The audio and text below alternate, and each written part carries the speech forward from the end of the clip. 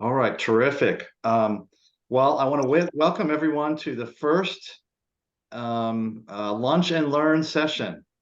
We are very excited to have one of our co-founders, Dr. Wendy Adair, at the presenting cross-cultural communication is inclusive communication. And it's something we're very excited about.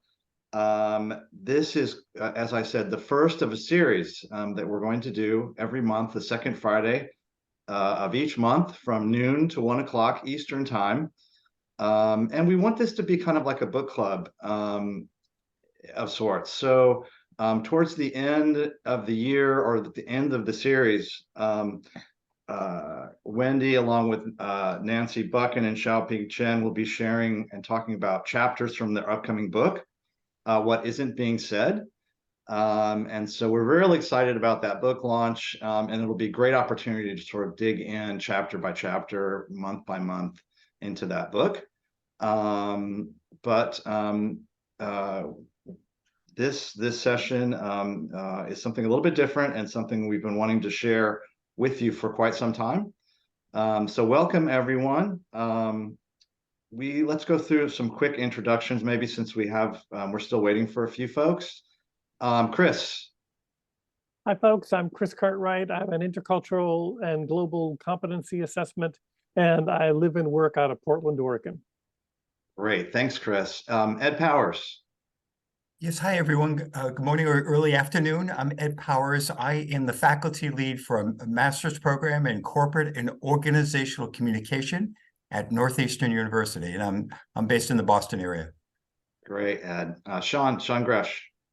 Hi, I'm Sean Gresh. I'm based in Baltimore, but I teach in Boston. I commute here every week to teach. I have grandchildren here, by the way, so I have a motive.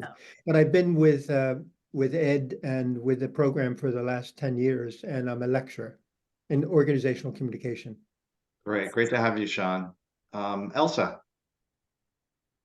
Hi, I'm Elsa Watland. I'm based in Seattle. I run global expansion at a fintech company called Remitly. Think of it as a sort of like a digital Western Union product. And I've been at the company for about 6 years and have just been through an astronomical period of growth with the company as we build global teams, launch in new jurisdictions. And so have been interested in the IC Edge as I've been looking to just become a more effective leader working across many different cultures across our global offices. So excited to be here, and thanks for hosting this. Great to have you. Another one of our co-founders is on the line, Nancy Buchan. Hi, everybody. Can you hear me? Yes. Okay, great. Forgive me for being off screen. It's the end of semester and it's a crazy time, but it's also a fun time. Looking forward to a little bit of a break. But we're so excited to launch this series and grateful to Wendy for talking about inclusive communication because let's face it, I think we need a little bit more civility and inclusivity in our communication right now. Great to have you. Thank you, Nancy. And then we have Dr. Jackie Thomas Miller, who just joined. Jackie, can you just give us a quick introduction? Well, good afternoon, everyone. I am Jackie Thomas Miller. I'm the Director of Advising and Retention in the College of Education and West Lafayette campus. And I'm glad to be here. Wonderful. Great to have you. We really appreciate you coming. Okay, great. So Wendy, why don't you just kind of get us started, and as folks join, I'll let them in. Yeah, great. Thank you so much, Jeff. So I'll start by introducing myself. I'm Wendy Adair, and I'm a faculty member at University of Waterloo in the Industrial Organizational Psychology Department. And my area of research is cross-cultural communication in the workplace. So I teach negotiation, conflict management, managing and leading multicultural teams, and those sorts of things. And IC Edge, of course, is my favorite sort of outside of Waterloo project. And what we started this series, we do want it to be informal. You know, it's fine if you have to leave early or if you have to come late. It's fine if you're eating while you're here. We do expect you to eat your lunch. You can have your camera on or off, but you know, these are going to be, you know, not an hour long talk, but rather, you know, 20 minutes of talking followed by conversation and discussion. That's what we're hoping for. So since this is the first one, I guess it's up to me to make sure we set the bar in the right place. But what I'm going to talk about today is how thinking about the way we teach and conceptualize cross-cultural communication does address the more broad topic of inclusive communication, which is something that sort of all of our universities and workplaces are interested in promoting these days. So I come to you today from Canada, and I think that the current climate around EDI, DEI, what you're calling it, who's talking about it, who's not talking about it, is quite different.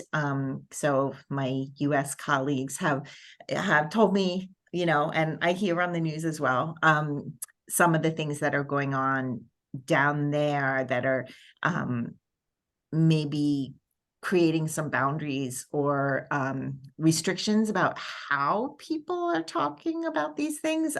We don't have that up in Canada yet. So I think in the discussion portion of today's Lunch and Learn, you know, that's definitely something I'm interested in chatting about, if that's something that is of concern to people. You know, how can we talk about these things in our workplaces and our universities today, given sort of the current climate. But up here, so I think down there you say EDI, up here we say DEI. We tend to say DEIB, so diversity and equity, inclusivity, and belonging. So belonging is sort of the aspect of this work that I think it's kind of really where communication comes in, because we're talking not only about making sure that people from diverse backgrounds, you know, are welcome to the table, they have a seat at the table, they feel heard and understood, and also they feel that they belong at the table. And so the way that we communicate effectively with people who have very different communication styles and backgrounds than us is going to promote those things. So that's where this all fits in. And what I'd like to open up with is a territorial acknowledgement, just to tell you a little bit more about where I'm coming from geographically today. By the way, I just learned that the difference between a land acknowledgement and a territorial acknowledgement is that a land acknowledgement focuses very much on the land itself, so the physical space where you are, whereas a territorial acknowledgement focuses more on sort of the traditional ownership and occupation of the land. So this slide used to say land acknowledgement, but I just changed it. And I wanted to let you know that where I live today and work is the traditional territory of the neutral Anishinaabe and Haudenosaunee peoples. So Haudenosaunee means peoples of the Longhouse. So University of Waterloo and where I live, we're located on something called the Haldeman Tract. So it is treaty land that was granted to the Six Nations in 1784. And the treaty lands include 6 miles on each side of the Grand River, which you can see in the top map here. The blue squiggly line is the Grand River. My university's in Waterloo. I live in Kitchener. And you can see how big the Grand River is in the Haldeman Tract, outlined in red. And then what you see in orange towards the bottom is the land that is the reservation of the Six Nations of the Grand River. So that's actually the land that these people have rights to right now. And so I'm spending a little bit of time on this today because it's very relevant to inclusive communication. So the idea that when we're communicating with others, we engage in a relational way, both with the other person and also the broader context, where we are, who we are, why we're here. So really situating ourselves. So the second part of my acknowledgement is more personalized, recognizing that the work I do and we do in my lab, the Culture at Work lab, as well as the University of Waterloo, we're all engaging in different actions. So important, not just talking, but taking actions towards reconciliation with the traditional inhabitants of these lands. So some of the work we're doing is helping to recognize Indigenous employees as a protected minority group in the Canadian workplace, learning from Indigenous voices how workplaces can welcome and support Indigenous employees, as well as community building with Indigenous students, alumni, and employees in Southwest Ontario. And so the last little piece of this situating myself is I wanted to show you where in what is currently New York State, many of these traditional inhabitants originally lived. And so many of these nations do have reserves in what is now New York, but not all of them do. So the Cayuga don't have traditional land that is granted to them in the US Constitution. But so most of these groups were right after the US Revolution, were sort of pushed either west towards Ohio and eventually Oklahoma, or north towards Canada. And that's how so many of those peoples live here in Canada now, in the Six Nations of the Grand River. Okay, so now let's get into the main topic, which is communication style and inclusive communication. So all of you have heard me and Nancy and Jeff and xiao-ping talk about communication style with respect to low and high context communication style with respect to messages, relationships, time, and space, and how that relates to cross-cultural communication. And what I'm going to talk about today, though, is how it relates to communicating with people who are different from us, but not necessarily the cultural difference, but other kinds of diversity. And so I start out with just sort of some little images here, and we can send out the slideshow, and it has the places where I got these images in the notes section. But so what are the different kinds of diversity that are relevant for our students and our employees, and you know, really are part of the intersectionality of who each of those people are, and may influence how they communicate, and also how they interpret the way we communicate and the messages that we are trying to send. So we have lots of different kinds of diversity, and then also neurodiversity, which is something that I want to address a little bit. I'm not a clinical psychologist, and so the things that I'm going to be talking about relative to neurodiversity, you know, are based on research I have done, but you know, I'm not someone who is trained or qualified to sort of make clinical diagnoses around different kinds of neurodiversity. I'm just going to be talking about certain thinking and communication styles associated with some kinds of neurodiversity, just to give you examples of how you know, what we talk about with Icy Edge is relevant for effective communication across different styles of thinking, really. Okay.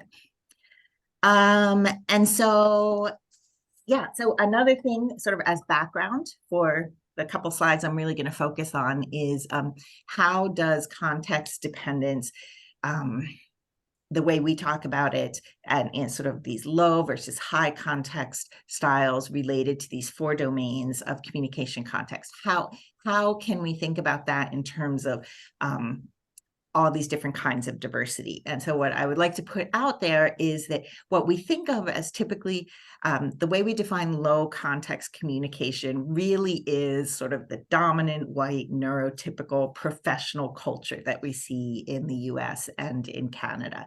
So people who are direct and explicit with their messages, people whose relationship style is very transactional, who work primarily according to clock time, and who have a moderate approach to the use and meaning of space in communication, right? That's sort of what we typically see in the workplace. That's how we all learned is, the right way to communicate in a professional setting.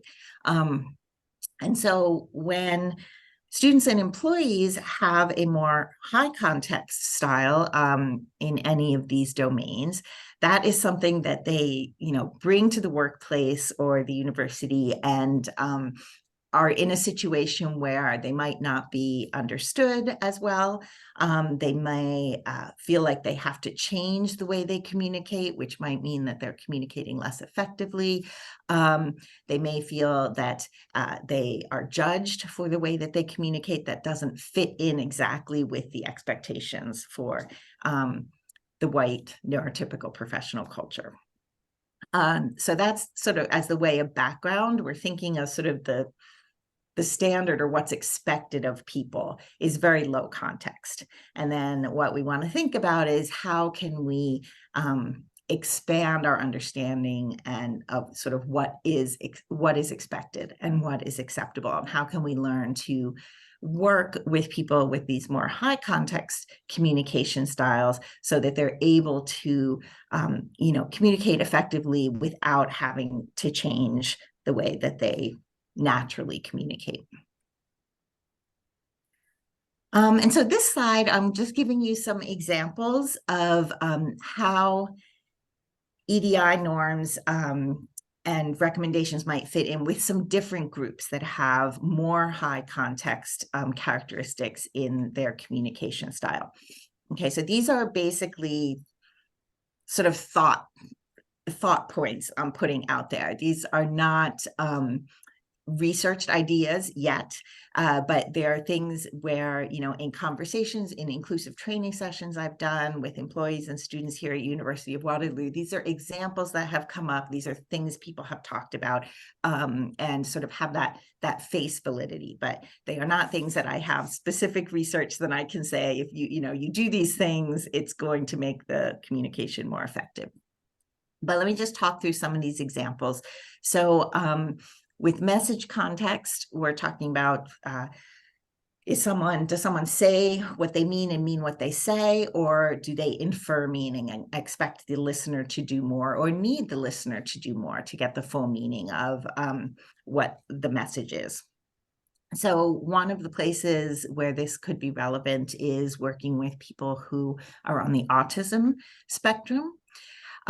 So some related recommendations would be to avoid sarcasm and implied messages, because many people, not all, but many people who are on the autism spectrum are very literal and with their communication. And let's see, sorry, I have to move the pictures so I can see what's here. Let me just minimize that. People who are on the autism spectrum as well may be very blunt and direct in their own communication style. And so an inclusive way of communicating would be to recognize that as part of their communication style and not think that it is rude, or inappropriate. One of the things we talk about here at University of Waterloo a lot in terms of diversity among the student body is students who are first generation in their family attending a university, so who don't necessarily come with the knowledge of what a university setting is all about and what the expectations are for communication in a university. So this is a group where faculty and staff are going to need to be more explicit in conveying what are the academic norms and expectations, so that these students will have equal opportunities to sort of succeed in this environment. So for relationship style, this one you may remember on the more low context side is very transactional, and on the high context side is more relational. So people are more likely to adjust what they say and how they say it depending on the nature of the relationship with their interlocutor. People who are more high context on the relationship dimension. Also, it's important to sort of get to know the person and build that trust, or have network connections that allow you to trust someone you're just meeting for the first time, in order to really communicate openly and frankly with them.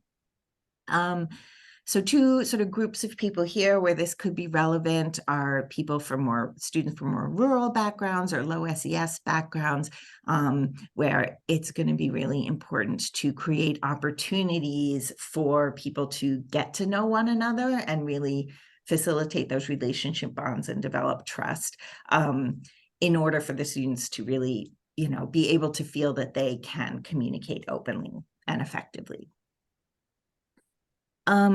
With the time dimension or domain, on the low context side, people, as I said, work primarily by clock time, and then in more high context styles, people are more flexible with time, and allow sort of events to unfold more naturally. So we may see this at play if we have students or employees who have ADHD. It might be important to have more flexible start times, allow more breaks when you have meetings or classes. If you have students or faculty, employees with certain physical disabilities, again, allowing more flexible time, more high context time norms, and not associating sort of someone being disorganized or rude if they arrive late, but maybe that is something that has to do with their, who they are and what they're bringing to the situation, and so not associating that meaning with the way the person moves through time. And lastly, for the space domain, low context is really moderate space. We don't attach a whole lot of meaning to the space in communication with others. And then high context communication could be more distant. So think East Asian cultures where space for listening, pauses in communication, as well as physical space between people, it conveys respect. And then high context communication styles could also be more expressive, or where communication space is shared between people. So things like interruptions and touching and dramatic expression are all things that show engagement and respect. So this domain could be relevant again for people with autism. So many people with autism have more distant space preferences and needs. And so it would be important to accommodate things like sound and touch sensitivity. If there's someone who, looks away when they communicate with you, again, sort of recognizing that as the person's communication style, and not associating something like rudeness with it, or lack of professionalism. With ADHD, allowing space and breaks, I guess is time, but allowing space for fidgeters to move around. For marginalized group members, and so this is more related to race, being aware of the communication tendencies for marginalized group members. There's a wide variety of communication tendencies, but two that are discussed frequently is people may be very aware of that they are a marginalized group member within a white dominant workplace, and they may withdraw, so say less, take up less space, or they may do the opposite, right? They may take up more space in order to, consciously or unconsciously, but in order to sort of recognize their place within the group. So again, it would be understanding that communication behavior as a communication style related to who that person is, who they are bringing to the space, and the different identities that they hold as something that influences the way they are communicating.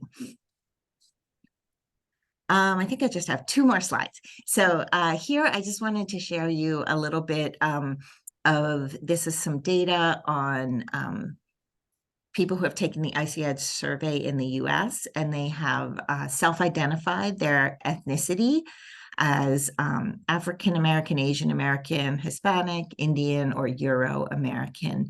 And so we do have data on these different ethnicities within the US and people's communication styles as they've reported them in the workplace. And so this is just one. This is an example of relational communication style. So people who are higher on this are more likely to adjust their communication, what they say and how they say it, depending on their counterparts' status or their own image or the position within a social network. And so what you can see here is there are some, significant differences by ethnicity. Asian Americans and Indian Americans report doing this more often than people from the other groups when they're communicating at work. And all of these groups here, I just wanted to point out, the sample was 150 people or larger. So we do have other data on other ethnic groups within the US, but our sample is not that large. And we used a cutoff point of 150 or larger to be included in this analysis. Okay. So you've heard me talk a couple times already about how inclusive communication, a big part of it is, recognizing the person as an individual and all of their identities that comprise them as an individual, and recognizing that the way they say something, or what they choose to say or not to say, is informed by all of those different identities that we have. So and what is so important is not to attribute someone's communication style to, for example, their personality or their motivation or their dedication or things like that. And so we started collecting some data now on communication style attitudes as a way of trying to start to study how egocentric and ethnocentric attitudes towards others' communication styles might influence not only communication effectiveness, but also, relationship management, trust building, relationship conflict, and things like that. So the idea is that if we think our own style of communicating is the best way, the most effective way, and when people communicate in a different style, it is either, ineffective or rude, then those kinds of attitudes are going to influence the degree to which we hear what the other person is saying, the degree to which we put effort into understanding messages that are, not being said, but inferred, the degree to which we, want to get to know this person more, and things like that. So what I have here are just some examples of the difference between communication behavior and then attitudes and the ways that we're measuring them. So for the message domain, An example of a communication behavior would be gentle persuasion. So people who are more high context are more likely to use sort of subtle, gentle forms of persuasion than people who are more low context, who are more likely to sort of really firmly state their position and try to convince others. So an attitude related to that behavior is something like, I think that disagreement is rude. I think that when you disagree with someone, you can hurt their feelings, right? So those kinds of attitudes are going to inform how we react when someone engages in those behaviors. And we do find correlations between the communication behaviors and people's attitudes towards communication styles that not surprisingly show that we think our own communication style is the best style, and we think have negative attitudes towards different communication styles. So just some other examples for relationship domain. A behavior is adjusting your communication depending on your partner's status. An attitude would be someone believing that nuanced communication helps protect social harmony. In the time domain, a behavior would be, I hold multiple conversations at once. So this is a kind of multitasking. And then an attitude would be multitasking is polite and effective. And lastly, for the space domain, dramatic expression is a behavior. An related attitude would be facing directly shows attentiveness. And so what we're going to be looking at in the future here is the degree to which these our behaviors and our attitudes towards communication behaviors in others influences then our own beliefs about that person, our own attitudes towards that person, and wanting to engage in future communication with them, and then also our own behaviors and how we respond to the other person's communication style. And so here we want to explore whether microaggressions are something that play a role here based on our attitudes towards others' communication styles. Okay, and last but not least, I'm going on longer than I said I would. I just want to point out that the concept of code switching, which, as interculturalists, we've all heard of cross-cultural codes, linguistic code switching. And Andy Malinsky is a researcher who studies cross-cultural code switching, so not language-based, but based more on sort of cultural factors in who we are and who we bring to our workplace, and the degree to which we change that to fit whatever culture we're in at the time. And then the EDI space has also looked at code switching, even sort of so people who come from the same place and speak the same language, but have different communication norms and feel that they, in the workplace, because they are members of a minoritized group, that they need to change the way they talk in order to fit in, be heard, and be respected at work. So there's quite a bit of research on that, showing that, for example, members of marginalized groups do change their communication style to match dominant white professional norms. And there's quite a few negative effects for the employees who engage in these behaviors. So obviously, there's going to be more regulation, self-regulation, so increased cognitive load, which can lead to decreased performance. It's tiring, think of it as emotional labor. It can lead to burnout.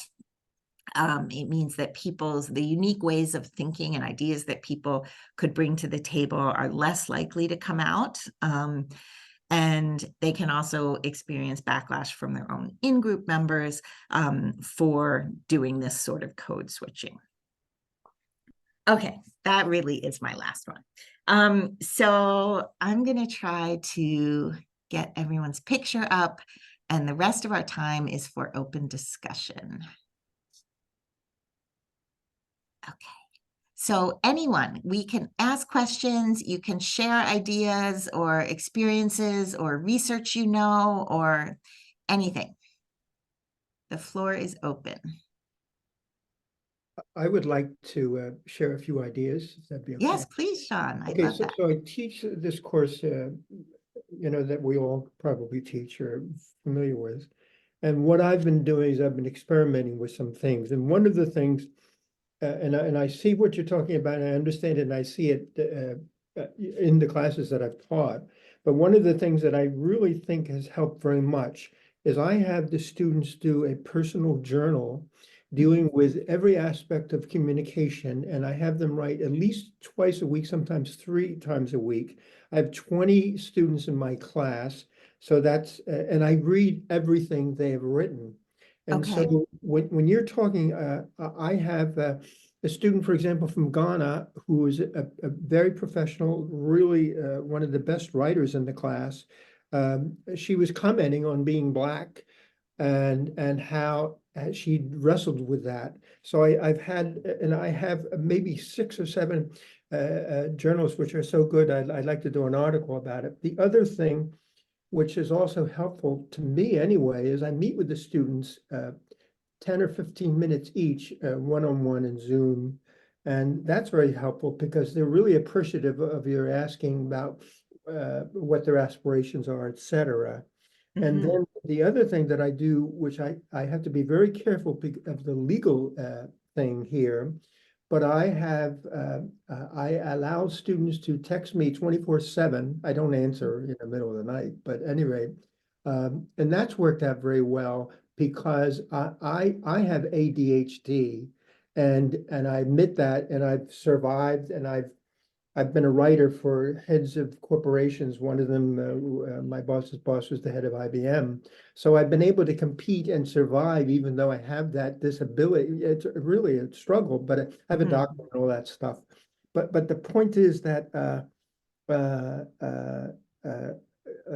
I've been able to be sensitive to all these changes, and these things that I've been trying to do, the text messaging, the journal, and also, by the way, the one weakness that I see in the program is we don't do enough for giving the students the opportunity, and I'm not just talking about students from different backgrounds, but all students, to be able to speak professionally and to be able to discuss, because they're so used to doing things written and so forth, especially my students from Asia.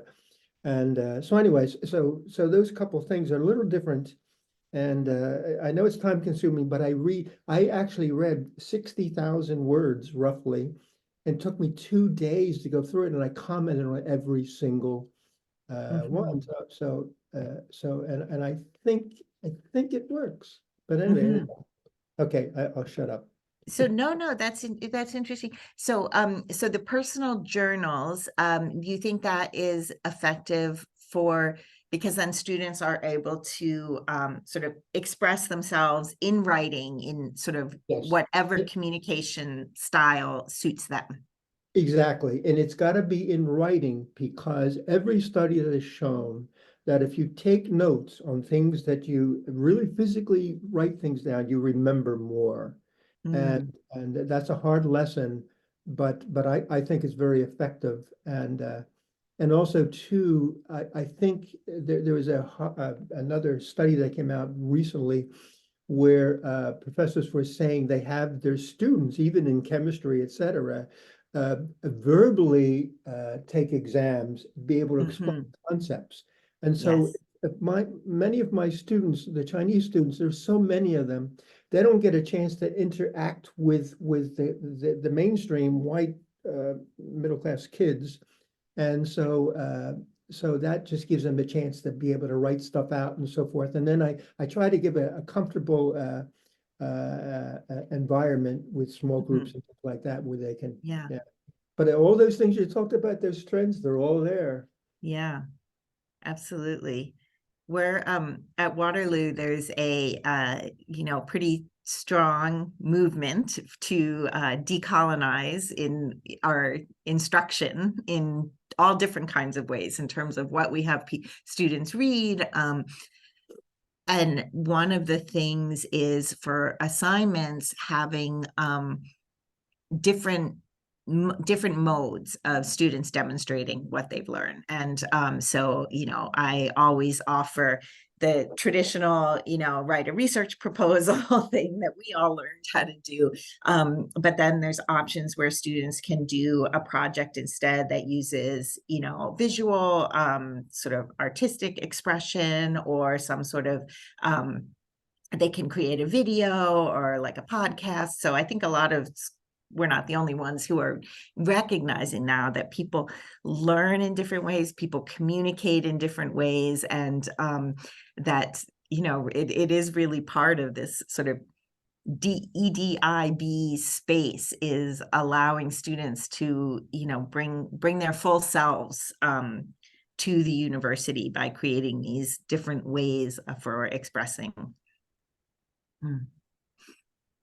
Oh, Chris. Sorry, and then Ed. Okay. Yeah, I do something similar, and even with the reflections, I've been allowing them to use video to do their weekly reflections on their personal development plans, and have found that a minority of them do it, but those who do it really appreciate it, and it's made a difference in their ability. And like you, I have multiple ways to. I'm writing a new curriculum right now on basic Global Mindset 101, and I'm working out the assignments right now, and I'm basically saying there's lots of ways you can present your final project, up to and including interpretive dance if you've been trained by Martha Graham or Yes. Miss Dunham or Alvin Ailey. I'm up for it. I've yet to get an interpretive dance presentation, but I'd be thrilled with it. But I've got amazing artwork with notes, etc.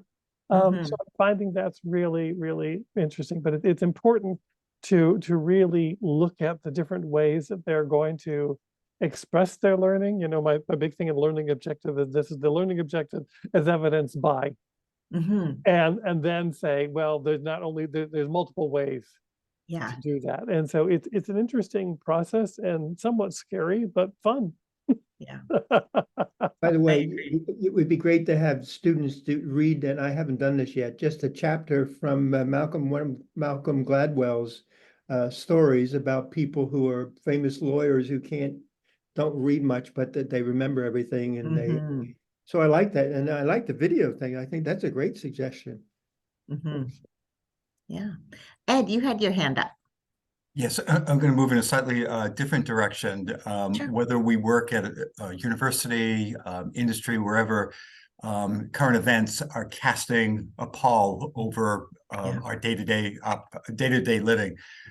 Any thoughts, Wendy, about how does what's happening in the Middle East impact intercultural communications? And so there's sort of, from my perspective, two big layers with that. One is those who have, if you will, a stake in the game, the Jewish community, the Muslim community, but then also just by the fact that we're part of multicultural communities, like at a university, and particularly us as leaders, what do we bring up? How do we bring it up? How do we treat those subjects sensitively when they can easily spark very, very strong emotions? Yeah, so this is an excellent question, and Jeff and Nancy and I were just on a call yesterday with some people who run the International Tech Women Leader Program for the State Department, and they had the same sort of questions. They said, okay, we moving forward, we want to think more about this, like how does communication, cross-cultural communication effectiveness, like how does that overlap with this space of free speech, hate speech, intercultural conflicts, and so I'm acknowledging it, and I don't have an exact sort of position on it. So while I'm thinking, is there anyone else who would like to speak to that? I would just like to briefly speak. I don't want to take over this, but so please let me know if I'm talking too much. But this is a very interesting topic to me personally, because I have grandchildren who are Jewish and Mexican Americans, Mm. And I have a grandchild who's South African American. And I also have friends who are Jewish. I've worked with Golda Meir's chief of staff's wife on a book. So I'm very familiar, but I'm also very friendly with people who are also Palestinians. So my suggestion is that I think if you're in the environment of a classroom, that in some of those assignments that you gave, you can transform those assignments into some current day situations. And one of the things that I've done that's helpful is I have a warm-up exercise before my final presentation that they give, and I have them deal with an adversity they've dealt with, and they have to do it on a video, record it, and so forth. So I think things like that can work. And also too, I know that Dartmouth and a couple other universities have been doing much better than Harvard and MIT, et cetera, at that and so forth. But I think you have to work for that a little bit and use every opportunity that ties in, because we're in organizational communication and everything is tied into our communication. But we have to work at that really hard. I'm fortunate because I have children who speak multiple languages. And they've lived in the far Middle East and et cetera. So I'm influenced by that. And also too, they check me on my being correct, because I screw up every once in a while and say, "Oh my God, Papa, you can't say that." Yeah. So anyway. Yeah, Okay. being open to that is so important, right? Like tell me if I've said something that is offensive, or if I've done a microaggression. Like I want to learn and be more aware, which is yeah, I see, Chris, your hand is up, and I was going to ask you as well whether sort of the final stages of IDI, like does that touch on this at all? Like Yeah, I mean, respectful, yeah. yeah, the respect. I think the thing when you're further developed, you get used to the cognitive complexity thing, where most things are a both and, it's not an either or. And so moving toward that, and what I find with learners is that has to become a practice, because obviously we have our default, but then there's the matter of engaging with the difference enough that you get beyond it's okay, I can tolerate you, but to the point where what I call the reciprocity principle, where you're actually going, no, I can learn from you. We can do this together. And that there's a mutual respect piece there. And it takes time and engagement. So I often ask my learners in these difficult, complex things to not only hear each other out, but frankly, seek a perspective that is drastically different from theirs. So, great to listen to Al Jazeera or pick up the Jerusalem Daily, but, pick up a perspective from Hong Kong, pick up a perspective from Nigeria, look for someone from Bolivia, and try to look at it from multiple points of view. And I often find that when that can happen, that you'll see and hear things that are totally different, and it helps you become accustomed to recognizing that there's very few things that are black and white. Yeah. And that's what I'm working on at the moment, is one, finessing the diversity that my learners bring to me. They're already quite diverse in and of themselves, but also seeking external resources and engagement. That's where, nowadays many of us are doing global online learning. So I'm just contracted with a group in Hong Kong, and we're going to have a class discussion on international development with students from Hong Kong, Indonesia, and the Philippines. And it's just one session, but I want them to see that there's multiple ways to look at this. And I think that that's an important thing. So again, with the big conflicts, I think seek multiple perspectives. Hear the primary players as close as you can. That's really rich. But also seek other perspectives on it, because you will begin to see the complexity and the nuance. And that's part of what we're trying to do, is to engage complexity and trust and respect it, as opposed to get afraid of it. Does that help? Yeah, that's great. Thank you. Nancy. Yes, hi, everyone. One thing that we advocate using when we use our IC Edge tool is for teams to put together a team action plan. And the 4 elements of that are: how do you foster free expression? How can you make sure that there is intensive listening among all the members? Promoting constructive criticism, and then building trust among the members. And the team action plans that have been produced, I mean, if you'd like, I can show you one, have been just absolutely phenomenal in their depth of thought. And I honestly believe that all of this, especially the key polarities that we are facing in our society right now, they have to start with intensive listening. Help the person to feel heard. And also, you know, even when I'm teaching negotiation and teaching, you know, how you handle clients, let a person blow off steam. Even passionate people may run out of steam at some point. And, you know, so, and the words that come out of their mouths at the beginning may be more passion and maybe more filled with certain rhetoric than if you just let them talk for a little while and then try to repeat and understand what you think their main point was. So I really think, although we created these team action plans, you know, before, it certainly was in the midst of political polarity, but not anything like we have right now with the war in Gaza. But I still think those principles apply. Free expression, intensive listening, constructive criticism, and then trying to build trust among your members. Yeah, thank you.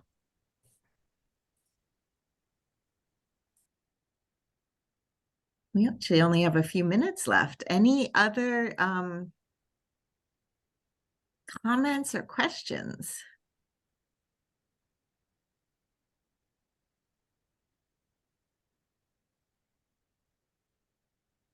Yeah, Chris. I want to say that I was really impressed with how you're beginning to use the database to track some of the more constructs of difference in how they might be responding to these communication styles, because I really think that that is really rich for possibility, and really want to encourage you, particularly in the inclusion realm. I know early on we talked about, you know, the stereotypical Hofstadter Chinese versus Brazilian, and that's rich in and of itself, but I think on a certain level, frankly, you can do Hofstede to do that. Yeah. Why bother reinvent that thing? But this piece is much more nuanced, and I think it shows how recognizing the things, you know, like the code switching, you know, I can't tell you how deeply I've been trained by people like Andy to code switch. My client is Chinese. I will be more formal. Right. Versus, this is a pain in the ass. I don't want to code switch for you, bitch. I ain't doing it. And it's like, oh, okay. You know, and recognizing that's an important difference that you need to be aware of, be open to. And that's a great challenge for those of us who are trained in the more global intercultural side. And it's a strength and a challenge. We have to learn to pivot, and this is a brilliant way to finesse the nuances of communication style. So I appreciate that you're bringing it out and doing it so well. Thank you so much. Nancy. I think, you know, Chris, you bring up, yeah, and Wendy's done really, I love this presentation, Wendy. You've done a really fine job at bringing out so many important issues and points. And Chris, I want to piggyback on something you said about the code switching. And I think maybe one direction we can go in with this is trying to understand, because we have our attitude questions, trying to understand, when is it perceived as being rude to someone or disrespectful, for instance, not using their title, versus just kind of a social norm, using, King's English or whatever it might be, Yeah. Mhm, And mhm. I think that might be helpful because if we can really tease out what really do people believe is a sign of respect, okay, all right, I want to show you respect. But, maybe these other things can fall away a little bit. Yeah. Yeah, in the 52 activities for designing intercultural talent, the Stringer and Cassidy books, there's a great exercise called "What is Respect?" And you get a group together and you say, define showing respect when you were home with your family and the Mm. guest arrives. Wow. Define respect. And people will live, and who was respected and how was respect demonstrated. And Oh, there's that's people good. who say front door, back door, bone china, chipped cup, coffee table, living room, go to a restaurant, Yeah. shoes on, shoes off, all these different things. Police can come in. No, no, never let the police in. All these different How things about, fascinating. and it's a great exercise. And I have gotten absolute pitch fights with people in small group over, no, no, no, you have to do this when the minister arrives. Oh, hell no, I ain't doing that. What is that book, Chris, that you mentioned? Oh, 52 activities for developing intercultural competence, or close to that. I'll find the exact title for you. There's a Please, series yes. of books by Donna Stringer and Okay. Patricia Cassidy, and they're recipe books for intercultural activities, and they've written 3 or 4 volumes. And that's one of the many. And what's brilliant about the books, I shouldn't be selling other people's wares, but it works for you too, is they have a menu in there that will tell you whether the activity is a high risk, medium risk, or low risk activity, Ah, and how much time it will take and in what context you should apply it. And Ooh, then the Love books that. are like recipes. So if you need a handout, the handout's right there, just Xerox it.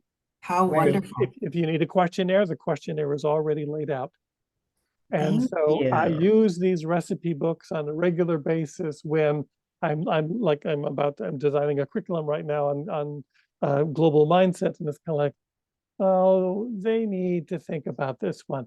We're going to spend 45 minutes on this activity because it will bring up kinesthetically small group discussion, a different Mhm. sense. You know what I mean? So I highly recommend them, and I'll send to the team the better reference of it. But that's a really easy activity, and I've done it a lot actually in corporate settings where I'm brought in to do basic, cross-cultural team building, and I'm going, well, you don't respect each other. That's what I heard from the boss. So that's a Mhm. great easy game to play at a small table. How And wonderful. and then all of a sudden it's like, really? You think that's respectful? Never thought of that. Wow. Wow, that's great. Yeah, there's really rich materials out there, but I like that. There's also a book coming out soon by a Fed named Ted Bartmans out of the Netherlands on what is respect in general? How do you Okay. negotiate respect? And he's got an intensive model that weaves in and out of personal and public and so forth. And I've been studying it and working on it lately. And respect is really complex, and culture plays a major role. Yeah. So I'm noticing the time, and I actually do have another meeting that started at 1 that I have to go to. Jeff, did you want to leave it going if people wanted to continue talking? And I'll just sign off, or what did you want to do? Yeah, I think we should, we can continue the conversation offline, I think. A number of people have already had to go back to their meetings as well. Thank you so much, Wendy. We really appreciate your time. Yeah, thank you so much for Yeah. coming, everyone, and the Yeah. discussion. Okay, All bye. right, have a good one. Next, in 1 month, second Friday, same time, same place, Mhm, Sean and Chris, mhm. we'll hopefully be able to see you there. And I'll try to figure out how best to continue this dialogue in between our sessions, because Chris, you've offered some really wonderful materials, and you too, Sean. So yeah, how do we sort of facilitate that dialogue? So that's something I'll, if you have suggestions, let me know, other than email. Mhm. And I'll be thinking about those things. Thank you for your time and comments. Cool beans. You all take care. Lovely seeing you all again. Yes, you do. Lovely seeing you too, Chris. And Thank- Sean, nice to see you. And Chris, Yep. Bye-bye. Yeah, happy holidays, everyone. You too. joining us. All right. See you, everyone. Thanks, Jeff.